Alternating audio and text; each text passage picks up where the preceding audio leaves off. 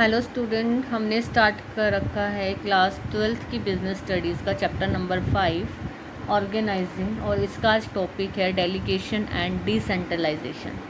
आज के टॉपिक में हम पढ़ेंगे डेलीगेशन और इसके एलिमेंट्स। डेलीगेशन क्या होता है? चलो डेलीगेशन समझने से पहले ना एक छोटी सी स्टोरी सुनते हैं, फिर उससे समझेंगे डेलीगेशन क्या होता है। एक फैमिली है, फैमिली में 3 या 4 मेंबर्स हैं। जो हेड ऑफ़ द फैमिली है, हम उसे फादर मानते हैं, फादर हैं और घर की रिनोवेशन करवाना चाहते हैं। ठीक है, तो घर की रिनोवेशन का सामान, फादर को ऑफिस जाना है तो उन्होंने मदर को बोला कि आप सामान ले आना घर की रिनोवेशन का सारा, ताकि हम मिस्त्री बुला लें और घर में काम करवा लें। ठीक, और फादर चले गए अपने ऑफिस। अब किसको काम दे के गए हैं? मदर को। बट मदर के अपने प्लान्स हैं, उनको मार्केट जाना है सामान खरीदने के लिए। तो मदर ने क्या कहा? मदर ने वो सामान की लिस्ट दे दी अपने बेटे को कि आप जाकर मार्केट से ये सामान ले आना घर की रेनोवेशन का। तो यहाँ पर क्या हो रहा है? फादर ने मदर को बोल दिया, मदर ने सन को बोल दिया।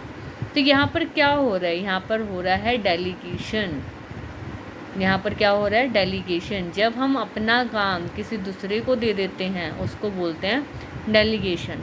अब सिचुएशन इमेजिन करते हैं, बेटा सारा सामान गड़बड़ ले आया। जो बेटा है वो सारा का सारा सामान गलत ले आया, महंगा ले आया या फिर लो क्वालिटी का ले आया, जो भी what ever, but on the point, on the mark वो चीज़ें नहीं लेकर आया। अब फादर किसको बोलेंगे? बेटे को या मम्मा को? ऑब्वियसली मम्मा को, क्योंकि फादर ने वो रिस्पॉन्सिबिलिटी किसे दी थी? मदर को। मदर ने वो रिस्पॉन्सिबिलिटी आगे बेटे को दे दी, बट इसका मतलब ये नहीं है कि बेटा लाइबल हो जाएगा उन चीज़ों के लिए फादर को। फादर ने मदर को दिया है रिस्पॉन्सिबिलिटी, तो फादर तो मदर को ही बोलेंगे अगर कुछ भी गड़बड़ होती है। अब इस स्टोरी से समझते हैं डेलीगेशन क्या होता है। Delegation of authority known as delegation, इसको डेलीगेशन ऑफ अथॉरिटी को डेलीगेशन ही बोलते हैं। In a situation he divided his work among the subordinate. किसी भी फर्म में एक मैनेजर अपना काम सबॉर्डिनेट में डिवाइड कर देता है, बट जस्ट में divided of the work does not grant success. But कभी भी ना सिर्फ काम दे देना ही सब कुछ नहीं होता, काम के साथ साथ उस काम को करने का राइट भी। जैसे उस फादर ने मदर को अगर सामान लाने के लिए कहा, तो उस सामान को चूज़ करने का राइट किसका है? वो हर एक चीज़ को चूज़ अपनी मर्ज़ी से ही तो करेगी ना, रेट अपने हिसाब से ही तो लेके आएगी ना।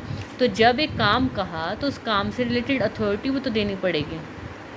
For the successful work performance authority should be given to the subordinate to take work related decision.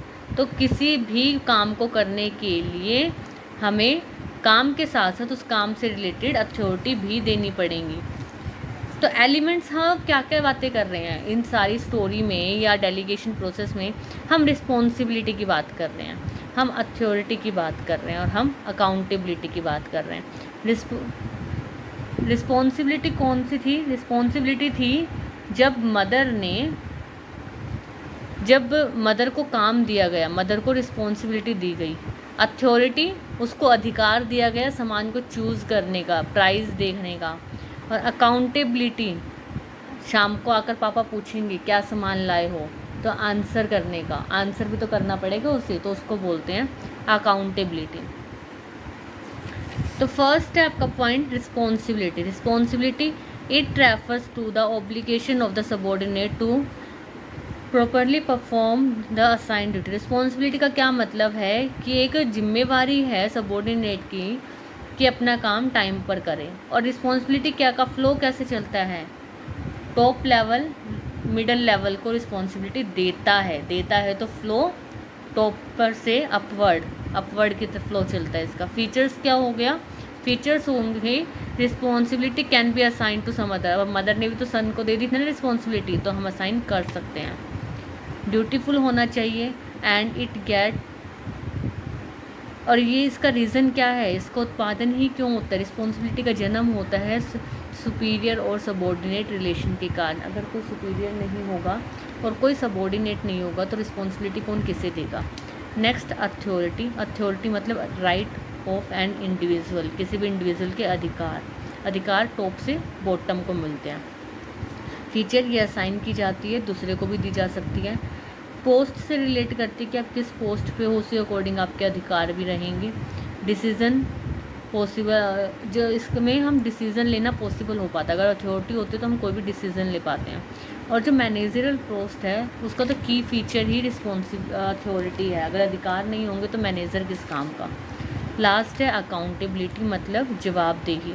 It refers the answerability, जवाबदेही ऑफ द फाइनल आउटकम, जो भी काम हुआ है एट लास्ट जिस सिचुएशन पे है उसका आंसर करने को अकाउंटेबिलिटी बोलते हैं। और हमें आंसर किसको करना होता है, टॉप लेवल को आंसर करना होता है। तो कहाँ फ्लो हुआ, डाउन टू अपवर्ड फ्लो रहता है इसका। फीचर्स क्या क्या होंगे, ये किसी और को नहीं जा सकता। अब पापा ने अगर मम्मी को सामान लेने के लिए कहा था तो मम्मी से ही क्वेश्चन करेंगे वो, अगर सामान गलत आएगा, चाहे मम्मी ने सन को कहा है सामान लाने के लिए। तो हमारी जो अकाउंटेबिलिटी है वो ट्रांसफ़र नहीं हो सकती। रिस्पॉन्सिबिलिटी ट्रांसफ़र कर सकते हैं बट अब उसकी अकाउंटेबिलिटी नहीं। Second, it is only towards the delegator, ये किसकी तरफ होती है, जो हमें काम देता है उसकी तरफ होती है ये responsibility. It is based on, इसका भी रीज़न क्या है, सीनियर सबॉर्डिनेट रिलेशनशिप, और इसका भी जन्म हुआ है डेलीगेशन ऑफ अथॉरिटी, क्योंकि अधिकार दिया गया है तो आंसर तो करना पड़ेगा। अब अगर वो सामान चूज़ करने का अधिकार ही नहीं दिया गया होता, अगर पापा ने बोला होता इस कंपनी का ये सामान जाकर ले आओ और उसके बाद भी वो सामान ख़राब निकलता तो मम्मी की कोई रिस्पॉन्सिबिलिटी नहीं थी। आपने जिस कंपनी का जो सामान कहा था हमने ला कर दे दिया। यहाँ पर आपने मुझे कोई अधिकार नहीं दिया था, कोई अथॉरिटी नहीं दी थी कि आपको अपनी मर्ज़ी से अच्छा सा सामान चूज़ करके लाना है। आपने मुझे पर्टिकुलर बिना अधिकार के सिर्फ रिस्पॉन्सिबिलिटी दी है। तो अकाउंटेबिलिटी कब हुई, जब अथॉरिटी मिली। अगर अथॉरिटी नहीं मिलती है तो अकाउंटेबिलिटी भी नहीं होती है।